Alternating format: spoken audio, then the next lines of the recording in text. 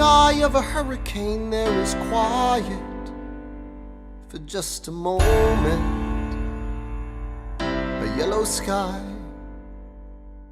When I was 17, a hurricane destroyed my town. I didn't drown, I couldn't seem to die.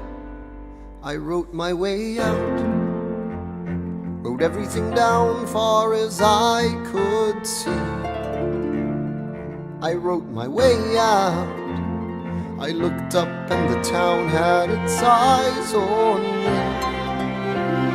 They passed a plate around, and total strangers moved to kindness by my story. Raised enough for me to book passage on a ship that was New York bound. I wrote my way out of hell, I wrote my way to revolution. I was louder than the crack in the bell. I wrote Eliza love letters until she fell. I wrote about the Constitution and defended it well. And in the face of ignorance and resistance, I wrote financial systems into existence. And when my prayers to God were met with indifference, I picked up a pen, I wrote my own deliverance. In the eye of a hurricane there is quiet for just a moment, a yellow sky.